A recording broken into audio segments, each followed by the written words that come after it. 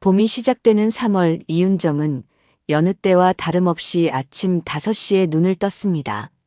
남편 최동석이 일어나기 전 조용히 주방으로 향하는 윤정의 발걸음은 마치 15년의 결혼 생활 동안 달아버린 시간처럼 무거웠죠. 그러나 표정만큼은 항상 담담했습니다. 새아이의 도시락을 정성스럽게 준비하며 윤정은 가끔 창밖으로 시선을 두었습니다. 저 멀리 아파트 너머로 해가 뜨는 광경이 마치 자신의 모습 같다는 생각이 들었어요. 보이지만 닿을 수 없는 그런 존재. 엄마, 오늘 김밥 싸주시기로 했잖아요. 중학생 둘째 딸 수연이가 잠에 취한 목소리로 부엌에 들어왔습니다. 윤정은 미소를 지으며 고개를 끄덕였어요. 그래, 엄마가 다 준비해놨단다. 근데 왜 이렇게 일찍 일어났니? 수연이는 어깨를 으쓱하며 시험 공부할 거예요 라고 대답했습니다. 윤정의 마음은 따뜻해졌죠. 적어도 아이들은 잘 크고 있다는 생각에 6시 30분 아이들이 하나둘 일어날 때쯤 최동석의 거친 발소리가 서서히 들렸어요. 윤정의 손이 살짝 떨렸지만 그녀는 곧 평정을 찾았습니다. 여보, 커피 준비됐어요. 윤정이 말했지만 동석은 대답 없이 테이블에 앉았죠. 신문을 펼치며 한마디, 오늘 밥은 뭐야? 어제 반찬 그대로야. 그의 목소리엔 항상 불만이 서려 있었습니다. 아니요, 오늘은 새로 준비했어요. 된장찌개와 불고기예요. 윤정이 밥상을 차리며 대답했습니다. 동석은 된장찌개를 한 숟가락 떠먹더니 얼굴을 찌푸렸어요. 짜네. 밥맛 떨어지게 하지 마. 몇 번이나 말해? 그의 손이 테이블을 내리쳤고 수연이와 첫째 아들 준혁이 흠칫 놀랐죠. 윤정은 머리를 숙이며 죄송해요라고 말했습니다. 20년 전 그녀가 특전사 훈련을 받을 때 교관이 했던 말이 문득 떠올랐어요. 이윤정, 넌 절대 무릎 꿇지 않는 사람이야. 하지만 지금의 그녀는 매일 아침 밥상 앞에서 무릎을 꿇고 있었죠. 동석이 출근한 후 윤정은 창문을 닦았습니다. 옆집 김미영 씨가 베란다에서 손을 흔들었어요. 윤정 씨, 요새 어때요? 얼굴이 좀 안 좋아 보이네. 윤정은 억지로 웃으며 대답했죠. 아니에요. 그냥 요즘 잠을 못 자서 그래요. 미영은 고개를 끄덕이면서도 의심스러운 눈빛이었습니다. 그래도 조심해요. 애들 아빠가 좀 무서운 사람 같더라고요. 윤정은 그 말을 들으며 가슴이 철렁 내려앉았어요. 밖에서도 티가 나는구나. 그동안 얼마나 노력했는데. 그러나 겉으로는 아니에요. 그냥 직장에서 스트레스 받아서 그래요라고 웃으며 넘겼습니다. 점심시간 윤정은 오래된 앨범을 꺼내 보았습니다. 군복을 입고 당당하게 서 있는 자신의 모습이 낯설게 느껴졌어요. 20대 초반 대한민국 최정예 특전사 707 부대에 지원했던 그날이 생생했죠. 누구보다 강인했던 시절. 그 시절의 자신이라면 지금의 상황을 어떻게 바라볼까요? 윤정은 앨범을 덮고 깊은 한숨을 내쉬었습니다.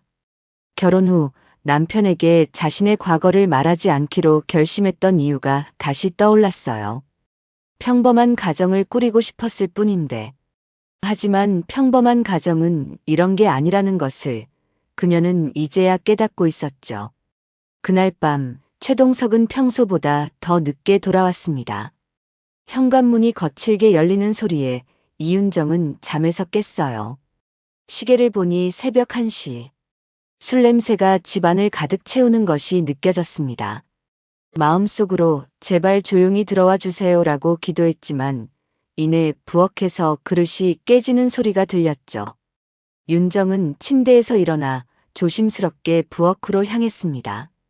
동석은 술에 취해 바닥에 떨어진 유리 조각들 사이에 서 있었어요. 밥은 차려놓지도 않고 뭐 하는 거야? 그의 목소리는 분노로 떨리고 있었습니다. 윤정은 조용히 대답했죠. 11시까지 기다렸어요. 냉장고에 음식 남겨뒀어요. 내가 언제 냉장고 음식 먹으라고 했어? 따뜻한 밥 차려놓는 게 아내의 의무 아니야? 동석의 목소리가 점점 커졌습니다. 그때 방문이 열리며 16살 첫째 아들 준혁이 나왔어요. 잠옷 차림으로 부엌에 선 준혁의 얼굴에는 두려움과 분노가 교차했죠. 아빠, 이제 그만해요. 새벽인데. 준혁이 조심스럽게 말했습니다. 동석의 눈빛이 차갑게 변했어요. 넌 방에나 들어가 있어. 어른들 일에 끼어들지 마. 하지만 준혁은 움직이지 않았습니다. 그 모습을 본 동석의 얼굴이 일그러졌죠. 순간 동석이 윤정의 머리채를 잡았어요. 이게 다 내가 애를 이렇게 키워서 그래. 윤정은 고통에 신음했지만 소리를 내지 않으려 입술을 깨물었습니다. 그러나 이번엔 달랐어요. 준혁의 눈앞에서 벌어진 일이었으니까요. 엄마. 준혁이 외쳤습니다. 그의 목소리가 떨렸어요. 엄마는 왜 맞기만 해. 준혁의 눈에서 눈물이 흘러내렸습니다. 윤정은 그 순간 심장이 멈추는 것 같았어요. 15년 동안 아이들 앞에서 절대 보이지 않으려 했던 모습이었습니다. 가장 소중히 지키려 했던 마지막 자존심의 경계가 무너진 거죠. 동석은 잠시 멈칫했지만 곧 윤정을 밀쳐냈어요. 애비 말하는데 끼어들면 너도 맞는다. 그 말에 준혁은 더욱 오열했습니다. 아빠가 정말 싫어요. 준혁이 방으로 뛰어들어가 문을 쾅 닫는 소리가 집안을 울렸죠. 윤정은 바닥에 무릎을 꿇은 채 떨리는 손으로 머리카락을 정리했습니다. 동석은 마치 모든 것이 자신의 잘못이 아니라는 듯 소파에 털썩 앉았어요. 애들 교육도 제대로 못하고. 대체 뭐 하는 거야 넌? 그의 목소리는 이제 지친 듯 했습니다. 시간이 얼마나 흘렀을까요? 동석은 소파에서 코를 골며 잠들었고 윤정은 조용히 일어나 욕실로 향했어요. 거울 속에 비친 자신의 모습은 낯설었습니다. 부어오른 고통으로 일그러진 얼굴. 이게 정말 자신인가 싶었죠. 군 시절 70km 행군을 마치고도 웃을 수 있었던 그 강인한 여성은 어디로 갔을까요? 윤정은 물을 틀고 얼굴을 씻었습니다. 차가운 물이 뺨을 타고 흘러내렸어요. 마음속 깊은 곳에서 오래도록 억눌러왔던 분노가 서서히 타오르는 것을 느꼈죠. 지금 이 상황이 자신뿐만 아니라 아이들에게도 큰 상처를 주고 있다는 사실을 깨달았습니다. 욕실을 나와 조용히 준혁의 방문 앞에 섰어요. 노크를 했지만 대답이 없었습니다. 준혁아. 윤정이 속삭였죠. 미안해, 엄마가 미안해. 문 너머로 준혁의 흐느끼는 소리가 들렸습니다. 윤정의 눈에서도 뜨거운 눈물이 흘러내렸어요. 그날 밤 윤정은 오랜 친구 서미경에게 전화를 걸었습니다. 특전사 시절 동기였던 미경은 지금도 군에 남아 교관으로 일하고 있었죠. 미경아, 나야. 윤정의 목소리는 떨렸습니다. 어떻게든 참았는데 이젠 안 되겠어. 미경은 잠시 침묵했어요. 그리고 단호하게 말했죠. 윤정아, 넌 전설이었어. 다시 잡아 주먹. 그 말을 들은 윤정의 마음속에서 무언가가 단단하게 굳어졌습니다. 더 이상 이렇게 살 수는 없다는 확신이 들었어요. 준혁이 흘린 눈물을 떠올리며 윤정은 결심했습니다. 자신을 지키지 못하면 아이들도 지킬 수 없다는 것을. 이제는 변해야 할 때라는 것을. 이튿날 새벽 4시 온 집안이 고요할 때 이윤정은 조용히 침대에서 일어났습니다. 옆에 누워 코를 골고 있는 최동석을 바라보며 잠시 서 있었어요. 15년 동안 그녀의 삶을 짓누른 무게처럼 그의 존재감이 무겁게 느껴졌습니다. 하지만 오늘은 달랐죠. 윤정은 결심했어요. 더 이상 피해자로 살지 않기로. 조용히 운동복으로 갈아입고 집을 나섰습니다. 이른 아침 공기가 차갑게 얼굴을 스쳤어요. 어둠 속에서 걸으며 윤정은 문득 군 시절을 떠올렸습니다. 칠흑 같은 새벽 모두가 잠든 시간에 특수훈련을 받던 그때가 생각났어요. 그땐 두려움보다 자신감이 더 컸습니다. 동네 뒷골목에 위치한 작은 헬스장 앞에 도착했죠. 불이 켜져 있었습니다. 이른 시간에도 문을 여는구나. 윤정은 망설임 없이 문을 열었어요. 안에는 새벽 운동을 하러 온 몇몇 사람들만 있었습니다. 카운터에 앉아있던 젊은 남자가 윤정을 바라보았어요. 등록하러 오셨나요? 그가 물었습니다. 윤정은 고개를 끄덕였죠. 네, 1년 등록할게요. 자신의 목소리가 오랜만에 단호하게 들렸습니다. 등록을 마치고 헬스장 안으로 들어선 윤정의 눈에 샌드백이 들어왔어요. 오래전 친구 같았습니다. 장갑을 끼고 샌드백 앞에 선 윤정은 잠시 망설였어요. 처음엔 가볍게 치기 시작했습니다. 둔탁한 소리가 헬스장에 울렸죠. 점점 힘을 실어 샌드백을 치는 동안 윤정의 마음속에서는 지난 15년의 기억들이 물밀듯이 쏟아져 나왔어요. 동석이 처음 손을 들었던 날, 이유는 단지 저녁 식사가 늦었다는 것. 아이들이 태어난 후에도 계속된 폭력. 매번 용서를 구하는 동석과 매번 그를 받아들였던 자신. 모든 기억이 주먹에 실려 샌드백을 강타했습니다. 자세가 좋으시네요. 뒤에서 들려온 목소리에 윤정은 멈춰 섰어요. 몸을 돌리자 중년의 남자가 서 있었습니다. 저는 이 헬스장 관장 김민수입니다. 혹시 무술을 배우신 적이 있으신가요? 윤정은 잠시 망설이다 대답했어요. 네, 오래전에 특전사였습니다. 민수의 눈빛이 달라졌습니다. 특전사요? 707? 윤정은 놀라움을 감추지 못했어요. 어떻게 아셨죠? 민수는 웃으며 말했습니다. 저도 707 출신입니다. 10년 전에 전역했죠. 그의 말에 윤정은 안도감을 느꼈어요. 같은 경험을 공유한 사람을 만나는 것은 마치 고향을 찾은 것 같은 느낌이었습니다. 몸이 많이 굳으셨을 텐데 천천히 풀어가는 게 좋을 겁니다. 민수가 조언했어요. 윤정은 고개를 끄덕이며 다시 샌드백을 바라보았습니다. 제 몸을 다시 깨우고 싶어요. 도와주실 수 있을까요? 윤정의 목소리에는 간절함이 묻어났죠. 그날부터 윤정의 일상이 변했습니다. 매일 새벽 가족이 모르게 빠져나와 훈련을 시작했어요. 처음엔 쉽지 않았습니다. 근육은 오랫동안 방치되어 있었고 몸은 예전 같지 않았죠. 하지만 윤정은 포기하지 않았어요. 특전사 시절의 기억이 그녀를 이끌었습니다. 일주일이 지나고 윤정은 집에서도 몰래 운동을 계속했어요. 밤늦게 아이들이 잠들고 동석도 코를 골 때 거실에서 스트레칭을 하고 팔굽혀펴기를 했습니다.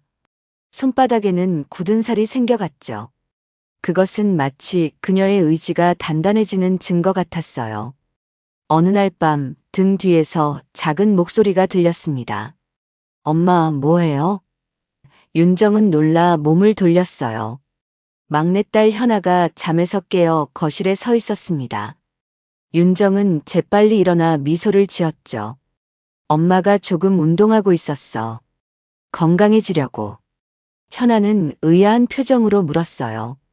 엄마, 요즘 달라진 것 같아요. 뭔가 더 씩씩해진 것 같아요. 그 말에 윤정은 가슴이 따뜻해지는 느낌이 들었습니다. 아이들도 느끼고 있었던 거예요. 그녀의 변화를. 그래, 엄마가 달라졌니? 윤정이 부드럽게 물었어요. 현아는 고개를 끄덕였습니다. 네, 좋은 것 같아요. 엄마가 웃는 날이 많아졌어요. 현아의 순수한 말에 윤정은 아이를 꼭 안아주었죠. 고마워, 우리 딸. 이제 다시 자러 가자. 현아를 재운 후 윤정은 다시 거실로 나왔습니다. 창문을 통해 밤하늘의 별들을 바라보며 생각했어요. 내가 변하는 건 나 자신을 위한 것이기도 하지만 무엇보다 아이들을 위한 거야. 군 시절의 선배가 했던 말이 떠올랐습니다. 진짜 강함은 자신을 지키는 것에서 시작해. 그리고 그것은 사랑하는 사람을 지키는 힘이 된다. 다음 날 윤정은 군 시절 후임이었던 강지연에게 연락했어요. 지연아, 지금도 특전사 도장 찍는 곳 있니? 그렇게 그녀의 새로운 여정은 계속되었습니다. 한 달이 지났습니다. 이윤정의 몸은 서서히 예전의 기억을 되찾아가고 있었어요. 근육은 단단해졌고 자세는 더욱 당당해졌습니다. 무엇보다 눈빛이 달라졌죠. 더 이상 두려움에 주눅든 눈빛이 아니었습니다. 매일 새벽 훈련과 밤늦은 추가 운동은 윤정의 일상이 되었어요.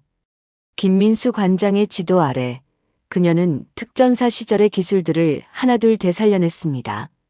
손목 꺾기, 관절기, 모든 동작이 몸에 배어 있었죠. 단지 잊고 있었을 뿐. 윤정 씨, 이제 거의 예전 실력을 되찾으셨네요. 민수 관장이 놀란 표정으로 말했습니다. 윤정은 미소를 지었어요. 아직 멀었어요. 하지만 충분히 자신을 지킬 수 있을 만큼은 됐습니다. 그녀의 목소리에는 자신감이 넘쳤죠. 그날은 최동석의 회사 회식이 있는 날이었습니다. 윤정은 평소보다 늦게 돌아올 남편을 위해 간단한 야식을 준비해 놓고 아이들을 재웠어요. 그리고 거실에 앉아 책을 읽으며 기다렸습니다. 시계는 밤 11시를 가리키고 있었죠. 자정이 가까워올 무렵 현관문이 열리는 소리가 들렸어요. 술에 취한 동석이 비틀거리며 들어왔습니다.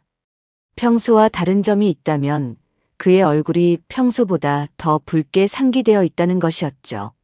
뭔가 화가 난 듯 했습니다. 밥은? 동석이 거실로 들어오며 물었어요. 윤정은 책을 내려놓으며 대답했습니다. 주방에 준비해뒀어요. 데워드릴게요. 하지만 동석은 그녀의 말을 들은 채 만체했죠. 왜 기다리지 않아? 내가 언제 들어올지 알면서. 윤정은 침착하게 대답했어요. 11시까지 기다렸어요. 아이들도 자야 했고. 그 말에 동석의 얼굴이 일그러졌습니다. 이게 여자가 할 짓이냐? 남편 기다리는 것도 못해? 그의 목소리가 점점 커졌죠. 여보, 내일도 아이들 학교 보내야 하고. 윤정이 말을 이어가려 했지만 동석은 갑자기 손을 들어 올렸어요. 평소라면 윤정은 그 손을 피하지 못했을 겁니다. 하지만 이번엔 달랐죠. 윤정의 몸이 본능적으로 반응했습니다. 동석의 손목을 정확히 잡아 꺾었어요. 으악! 동석이 비명을 질렀습니다. 예상치 못한 통증에 그의 얼굴이 하얗게 변했죠. 윤정은 동석의 팔을 비틀어 그를 바닥에 무릎 꿇게 만들었습니다. 뭐 하는 거야? 동석이 당황한 목소리로 물었어요. 윤정은 그를 내려다보았습니다. 15년 만에 처음으로 높은 곳에서 그를 바라보는 순간이었죠. 동석의 눈에는 두려움이 서려 있었습니다. 그가 제일 싫어하는 감정, 바로 두려움이요. 그동안 내가 약해서 참은 줄 알아? 윤정의 목소리는 차분했지만 단호했습니다. 더 이상은 안 돼요. 내가 맞을 이유가 없어요. 당신이 나를 때릴 권리도 없고요. 동석의 얼굴에 당혹감이 번졌어요. 너 대체 뭐야? 갑자기 왜 이래? 동석이 말을 더듬었습니다. 윤정은 천천히 그의 손목을 놓아주었어요. 나는 당신이 모르는 사람이에요. 지금까지는 내가 보여주지 않았을 뿐. 윤정의 눈빛은 더 이상 두려움이 없었죠. 동석은 주저앉은 채로 윤정을 바라보았습니다. 평소에 겁에 질린 아내가 아닌 완전히 다른 사람 같았어요. 그의 시선에는 혼란과 두려움, 그리고 약간의 존중이 섞여 있었습니다. 너 누구야? 그가 다시 물었죠. 나는 이윤정이에요. 특전사 출신이고 새 아이의 엄마고 당신의 아내예요. 윤정은 차분히 대답했습니다. 하지만 더 이상은 당신의 폭력을 받아들이지 않을 거예요. 그녀의 목소리에는 확신이 담겨 있었어요. 동석은 아무 말도 하지 못한 채 그저 바라보기만 했습니다. 윤정은 거실을 가로질러 아이들 방으로 향했어요. 아이들을 데리고 친정에 가겠어요. 당신에게는 생각할 시간이 필요할 것 같네요. 그녀는 고개도 돌리지 않은 채 말했죠. 아이들을 깨워 간단한 짐을 챙기는 동안 동석은 여전히 거실 바닥에 멍하니 앉아 있었어요. 윤정이 새 아이를 데리고 현관으로 향했을 때 그제야 동석이 입을 열었습니다. 정말 가는 거야? 그의 목소리는 믿기지 않는다는 듯 했죠. 네. 당신이 변하기 전까진 돌아오지 않을 거예요. 윤정은 돌아보며 말했습니다. 더 이상은 안 돼요. 우리 아이들에게도 좋지 않고요.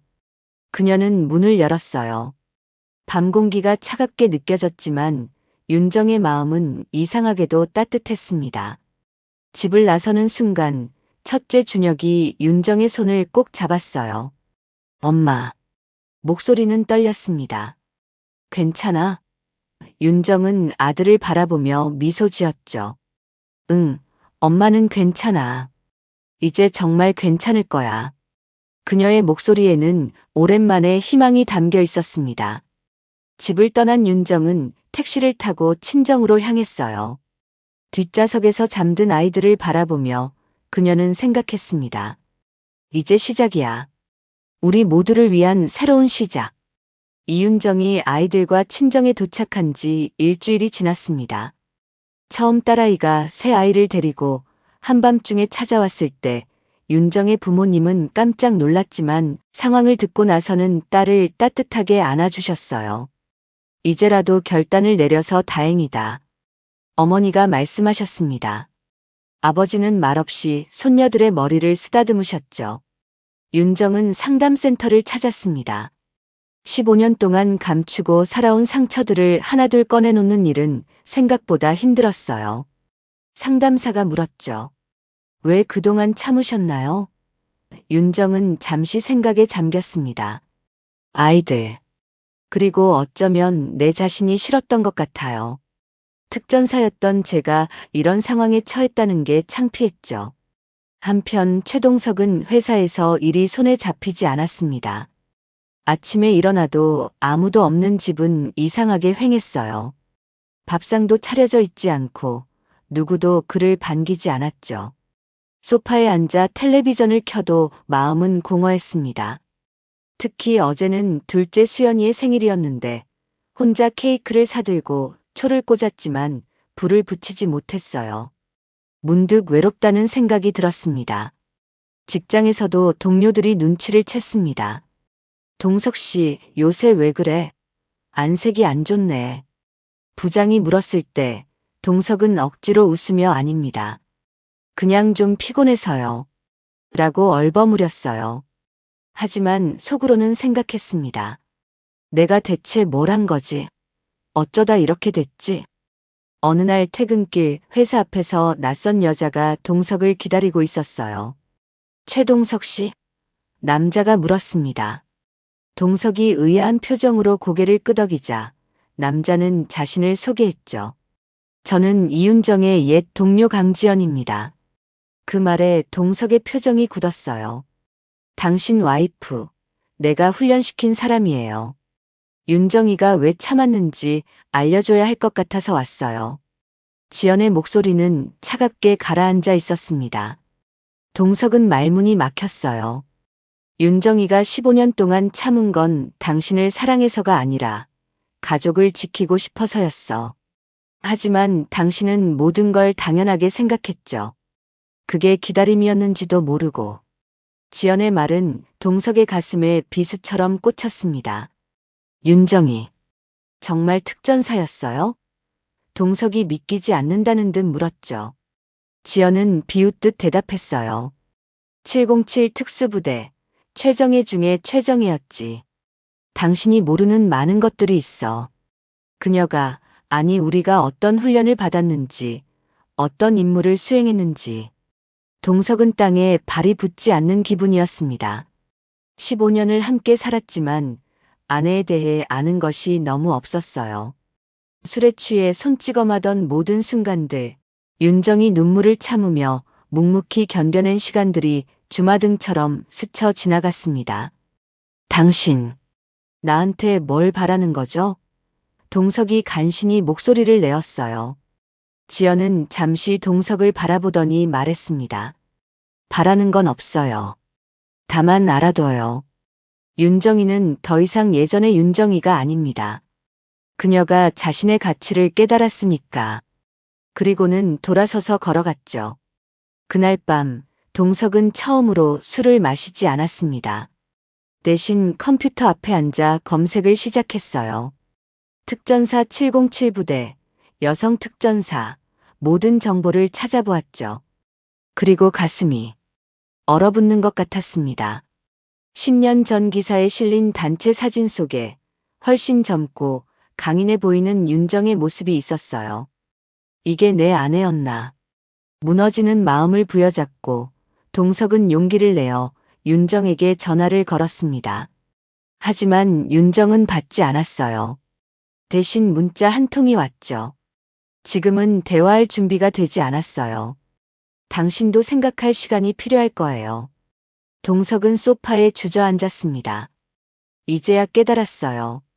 아내를 얼마나 몰랐는지, 얼마나 함부로 대했는지, 그리고 무엇보다 자신이 얼마나 약한 사람이었는지를. 겉으로는 강한 척했지만 실은 자신의 부족함을 폭력으로 감추고 있었던 거죠. 다음 날 동석은 직접 상담사를 찾아갔습니다. 상담사 앞에서 처음으로 솔직하게 자신의 이야기를 털어놓았어요. 제가 아내를 때렸습니다. 그동안 제 잘못인데도 그녀를 탓했어요. 이제는 바꾸고 싶습니다. 주말 동석은 큰 결심을 하고 장모님 댁에 찾아갔습니다. 윤정의 부모님 앞에서 무릎을 꿇었어요. 정말 죄송합니다. 제가 너무 큰 잘못을 했습니다. 아이들도 그 자리에 있었죠. 동석은 아이들에게도 고개를 숙였습니다. 아빠가 정말 잘못했다. 용서해 줄 수 있겠니? 준혁이 먼저 다가왔어요. 아빠 진짜 안 때릴 거예요? 그의 눈에는 여전히 두려움이 있었습니다. 동석은 아들의 눈을 똑바로 바라보며 대답했죠. 약속할게. 절대로 다시는 그러지 않을 거야. 아빠가 변할게. 그때 준혁의 눈에서 눈물이 흘러내렸어요. 윤정은 그 광경을 멀리서 지켜보고 있었습니다. 동석이 진심으로 무릎을 꿇는 모습, 아이들과 대화하는 모습을 보며 복잡한 감정이 들었어요. 미움, 분노, 그리고 어쩌면 작은 희망까지. 사람이 정말 변할 수 있을까? 그녀는 생각했습니다. 동석이 돌아간 후 윤정은 계속해서 상담을 받았습니다. 그리고 예전 부대 선배의 제안으로 여군학교에서 청소년 자기방어 프로그램 강사로 일하기 시작했어요. 처음으로 자신의 과거를 부끄러워하지 않고 오히려 그것을 자랑스럽게 여기며 살아가는 느낌이었습니다. 강의 중에 윤정은 종종 자신의 경험을 이야기했어요. 강함이란 단순히 신체적인 것이 아닙니다. 자신의 가치를 알고 경계선을 세울 줄 아는 것이죠. 그녀의 말에 많은 학생들이 공감했고 특히 여학생들의 눈빛이 달라지는 것을 볼 수 있었습니다. 한 달이 지났습니다. 이윤정은 여군학교에서의 강의가 점점 자리를 잡아가고 있었어요. 오늘도 그녀는 15명의 청소년들 앞에 서서 자기 방어 기술을 가르치고 있었습니다. 기억하세요. 방어는 공격이 아닙니다.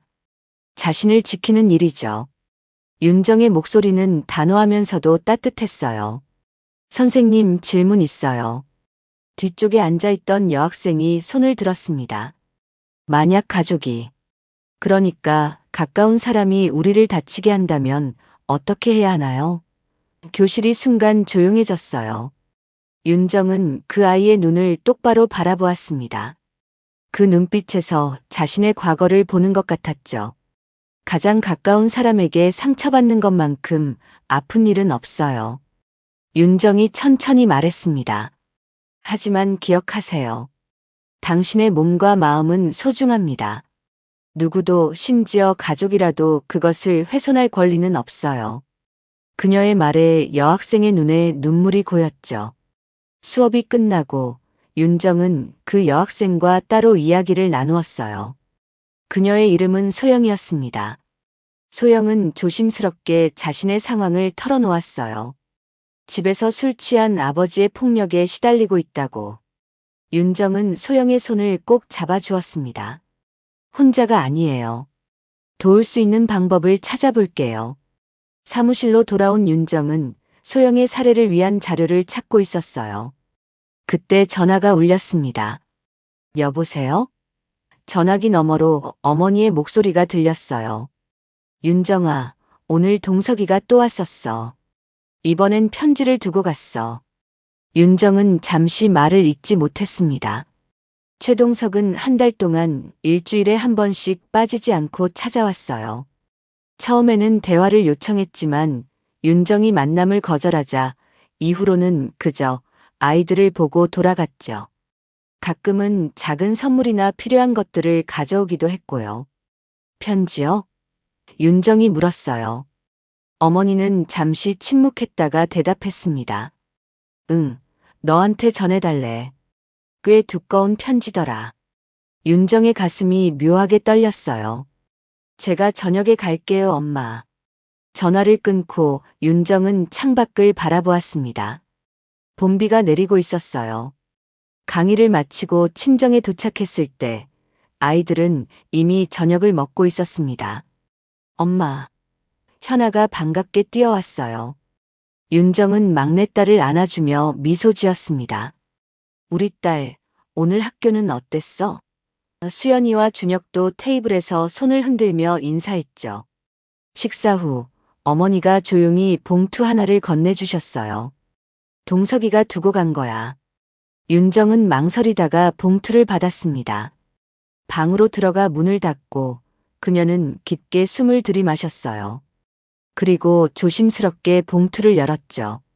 편지는 생각보다 길었습니다. 첫 페이지를 펼치자 동석의 서툰 글씨체가 눈에 들어왔어요. 윤정에게 먼저 용기를 내서 이 편지를 읽어줘서 고마워. 내가 할 말이 있을 자격이 있는지도 모르겠지만 그래도 꼭 전하고 싶었어. 이제서야 당신이 얼마나 위대한 사람인지 압니다. 특전사로서, 어머니로서, 그리고 한 사람으로서. 당신은 15년 동안 참아왔고 나는 그걸 당연하게 여겼어. 이제야 깨달았습니다. 내가 얼마나 약하고 부끄러운 사람이었는지. 윤정은 읽다가 잠시 멈추고 눈을 감았습니다. 가슴이 아팠어요. 계속해서 편지를 읽어 내려갔죠. 치료 프로그램에서 내 문제를 직면하게 됐어. 어릴 때 아버지에게 받은 폭력을 내가 그대로 당신에게 되풀이하고 있었다는 걸. 그건 변명이 아니야. 그저 이제야 내 행동의 원인을 이해하게 됐다는 거야. 내가 바꿔야 할 건 많아. 그리고 그 변화를 시작했어. 아이들과 당신을 다시 웃게 하고 싶어. 기회가 있다면 당신에게 진짜 남편이 되고 싶어. 하지만 당신이 원하지 않는다면 그것도 존중하겠습니다. 당신의 선택이니까. 마지막 문장에서 눈물이 윤정의 뺨을 타고 흘러내렸습니다. 그녀는 편지를 접고 침대에 앉았어요. 복잡한 감정들이 파도처럼 밀려왔죠. 분노, 슬픔, 그리고 희미한 희망까지. 정말 사람이 변할 수 있을까? 그녀는 다시 생각했습니다. 저녁 늦게 준혁이 윤정의 방을 노크했어요. 엄마, 들어가도 돼? 윤정은 재빨리 눈물을 닦고 대답했습니다. 응, 들어와. 준혁은 조심스럽게 방으로 들어와 침대 끝에 앉았어요. 아빠가 요즘 많이 달라졌어요. 준혁이 말했습니다. 지난주에 우리 학교 상담 선생님하고도 면담했대요. 아빠가 자기 문제를 이야기하고 도움을 구했다고. 윤정은 놀라움을 감추지 못했어요. 동석이 그런 적은 한 번도 없었으니까요. 준혁은 계속 말을 이어갔습니다. 아빠가 엄마 보고 싶대요. 그리고 저도 우리 집에 돌아가고 싶어요. 하지만 엄마가 괜찮을 때만요. 그의 목소리에는 조심스러움이 묻어 있었어요. 윤정은 아들의 어깨를 감싸 안았습니다. 준혁아, 고마워. 솔직하게 말해줘서. 그녀는 잠시 생각에 잠겼어요. 그리고 결심한 듯 말했죠. 엄마가 한번 아빠와 이야기해 볼게. 우리 가족 치료 같은 걸 받아볼까 해. 다음 날 아침 윤정은 용기를 내어 동석에게 전화를 걸었습니다. 신호음이 3번 울리고 동석이 전화를 받았어요. 윤정아. 그의 목소리는 믿기지 않는다는 듯 했습니다. 윤정은 천천히 말했어요. 편지 읽었어요. 우리 가족 치료 받아보는 게 어떨까요? 전화기 너머로 잠시 침묵이 흘렀습니다. 그리고 동석의 목소리가 떨리며 들렸어요. 고마워. 정말 고마워 기회를 줘서. 윤정은 아직 확신이 서지 않았지만 적어도 시도는 해볼 수 있을 것 같았습니다. 아이들을 위해서라도, 그리고 어쩌면 자신을 위해서도. 화요일 오후 3시 이윤정과 최동석은 처음으로 부부 상담실에서 마주 앉았습니다. 중간에 앉은 김태의 상담사가 부드럽게 미소 지으며 상담을 시작했습니다. 오늘은 서로의 이야기를 듣는 시간을 가져볼게요. 윤정 씨부터 말씀해 주시겠어요? 태희 상담사의 말에 윤정은 깊게 숨을 들이마셨어요. 저는 윤정이 입을 열었습니다. 당신을 두려워했어요. 매일 밤 현관문 소리에 가슴이 떨렸죠. 그녀의 목소리는 담담했지만 손은 무릎 위에서 꼭 쥐고 있었습니다. 동석은 고개를 푹 숙인 채 듣고 있었어요. 태희 상담사가 고개를 끄덕이며 윤정의 말을 이어가도록 격려했습니다. 15년 동안 내 정체성을 숨겼어요. 강한 모습을 보이면 당신이 날 떠날까봐, 아이들이 아빠를 잃을까봐 두려웠죠. 윤정의 눈에 눈물이 고였지만 흘리지 않았어요. 이제 동석 씨 차례예요. 태희 상담사가 말했습니다. 동석은 천천히 고개를 들었어요.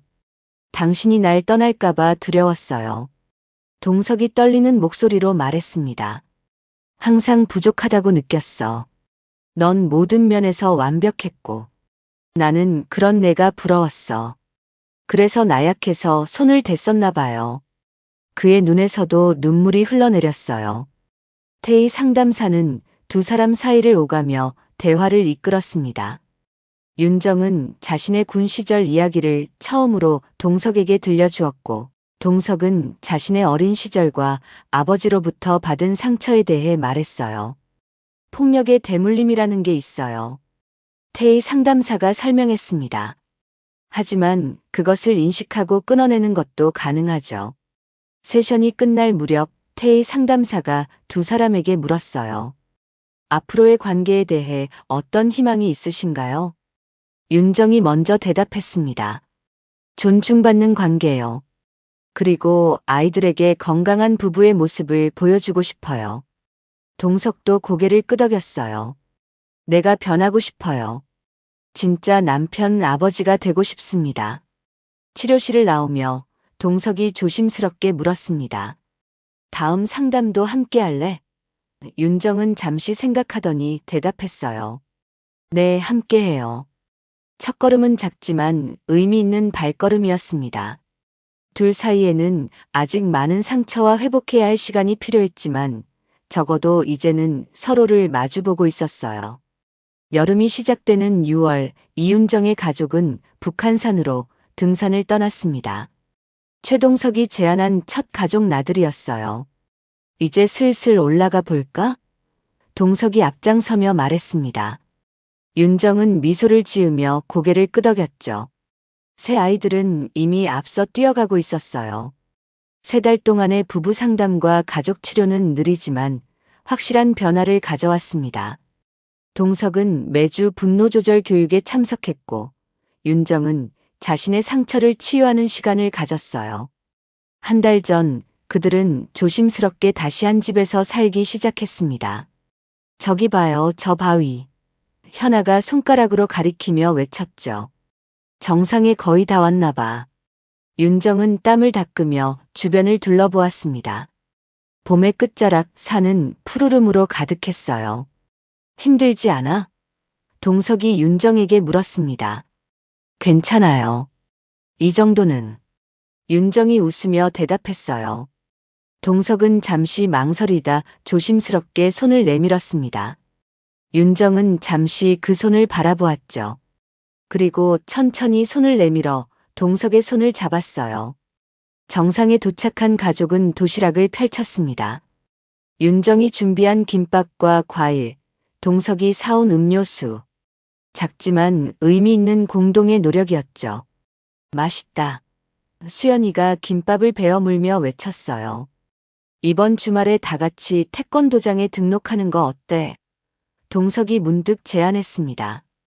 윤정은 놀란 표정으로 그를 바라보았어요. 태권도요? 동석이 고개를 끄덕였습니다. 가족이 함께하면 좋을 것 같아서. 당신이 가르쳐줘도 되고. 그 말에 아이들이 환호성을 질렀어요. 엄마가 우리 선생님 해줘요. 준혁이 신이 나서 외쳤습니다. 윤정은 감동으로 말문이 막혔어요. 예전의 동석이라면 상상도 할 수 없었던 제안이었습니다. 집으로 돌아오는 길 차 안에서 준혁이 물었어요.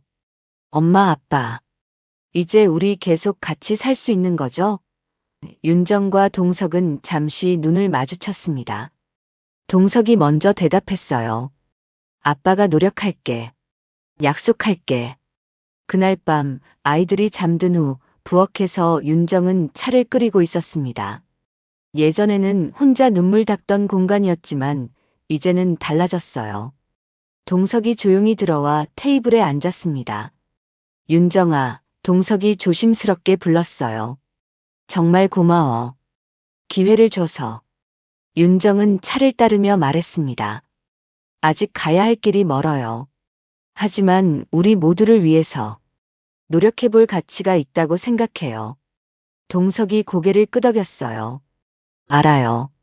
하루아침에 모든 게 바뀌진 않겠죠. 하지만 매일 조금씩이라도 나아지고 싶어요. 윤정은 창밖을 바라보았습니다. 어둠 속에서도 희미하게 빛나는 별들이 보였어요. 주먹은 누굴 때리기 위해 있는 게 아니에요. 윤정이 천천히 말했습니다. 소중한 사람을 잡아주는 용기의 손이기도 하죠. 일주일 후 지역 커뮤니티 센터에서 가정 내 자존감 회복 강의를 부탁받은 윤정은 망설임 없이 수락했습니다. 첫 강의에 동석도 함께했어요. 그는 뒷자리에 앉아 윤정의 이야기를 경청했습니다. 강의가 끝나고 사람들이 질문을 할 때 한 여성이 물었어요. 실제로 관계가 회복될 수 있나요? 윤정이 대답하기 전 동석이 조용히 일어섰습니다. 제가 답해도 될까요? 동석이 윤정을 바라보며 물었어요. 윤정은 놀랐지만 고개를 끄덕였습니다. 동석은 청중을 향해 말했죠. 쉽진 않습니다. 하지만 진심 어린 반성과 변화의 의지, 그리고 무엇보다 상대방의 용기와 관용이 있다면 가능합니다. 말을 마친 동석의 눈에는 눈물이 고여 있었어요. 우리 와이프, 진짜 멋진 여자입니다. 강의장을 나오며 윤정은 동석의 손을 잡았습니다. 이제 그들의 여정은 새로운 장을 열고 있었어요. 완벽하지 않지만 서로를 이해하고 존중하는 관계를 향해 한 걸음씩 나아가고 있었습니다. 그리고 윤정은 알았습니다. 진정한 강함은 상대를 누르는 데 있지 않고 다시 일어설 용기와 용서할 수 있는 마음에 있다는 것을. 그녀의 주먹은 이제 누군가를 해치는 것이 아니라 소중한 이들과 자신을 지키는 데 쓰일 것입니다. 오늘도 귀한 시간 내어 끝까지 시청해주신 여러분 진심으로 감사드립니다. 구독과 좋아요 눌러주시면 부자 되실 거예요. 그리고 여러분의 의견도 댓글로 많이 남겨주세요. 감사합니다.